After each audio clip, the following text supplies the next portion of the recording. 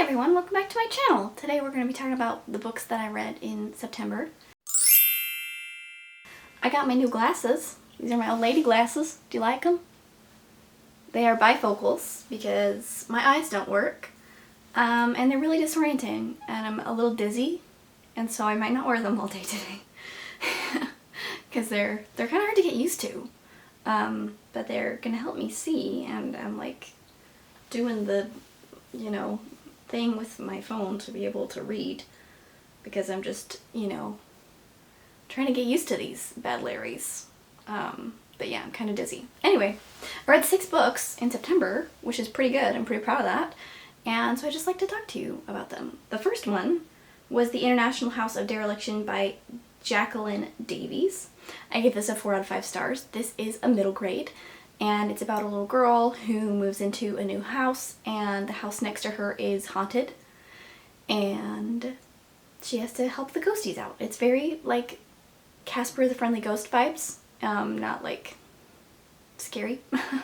It's very sweet, very wholesome, very cute, and it made me happy to read a middle grade because, I don't know, sometimes you just need some like wholesome childhood energy, and that's what this was. So I really enjoyed that one. The next book I read was And Then There Were None by Agatha Christie. Gave this a 4 star. This was in a reading vlog that I did that I will link up here, wherever it is. I don't know which side it's on.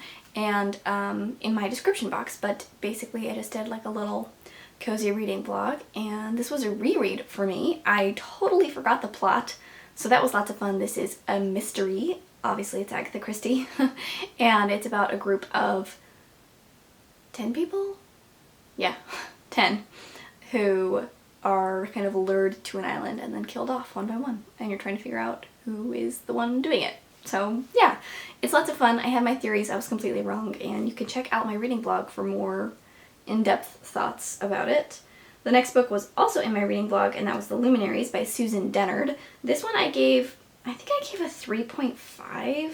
This one is about a girl named Winnie. Took me a second to remember her name. And she wants to join the Luminaries, which is this group of people who keeps the nightmares at bay. They're like just basically monsters, and this town is like dedicated to killing monsters, I guess. And she wants to clear her family name because her dad was outed, I guess, as a witch and a spy. And so you're just kind of following her, try to do these like hunter trials and figure out the truth, figure out what's going on. I thought that it was interesting, but it was not my fave. I think the world building could have been a little bit better. I might read the next one in the series though, because I am curious to see what happens.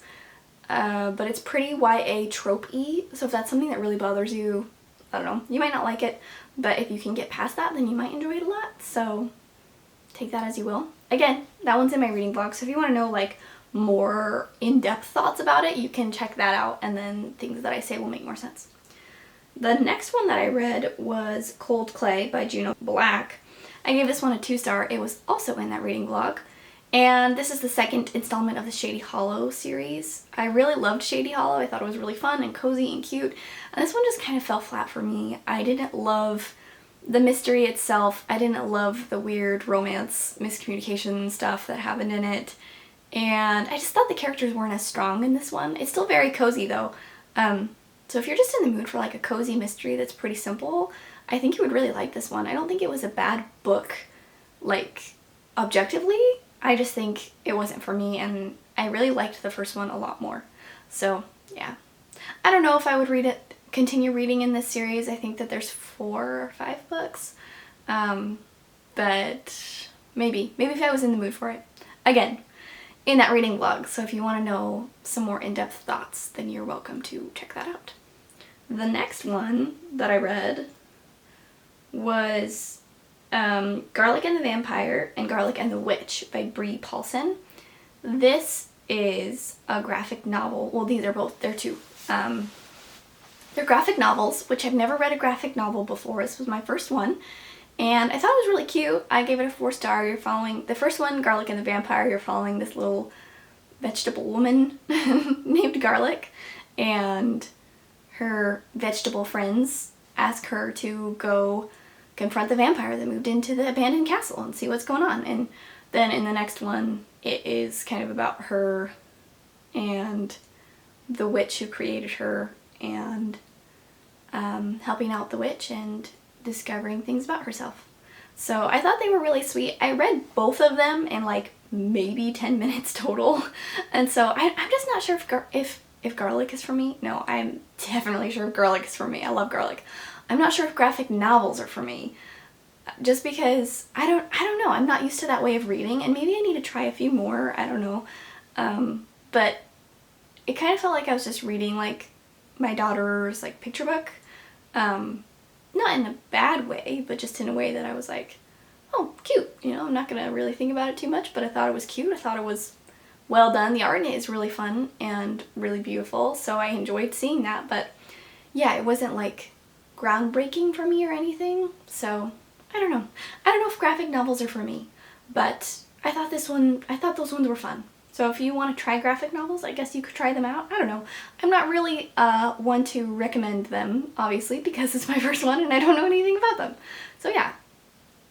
I guess if you have any like cozy graphic novels that you think I would like, you can let me know, but just not sure if they're like super my vibe. But yeah, those were the 6 books that I read in September. It was a pretty good reading month for me overall. I got more back into reading, which is something that I'm happy about, because I mentioned in vlogs and stuff and wrap-ups that kind of over the summer I went through a reading slump because I was in my first trimester of pregnancy and we were moving and everything was so crazy, and so it was just like harder for me to want to sit down and read, and I'm definitely getting out of that. So yeah, let me know what books you read in September and if you had a good reading month. Have you read any of these books, and did you like them, not like them?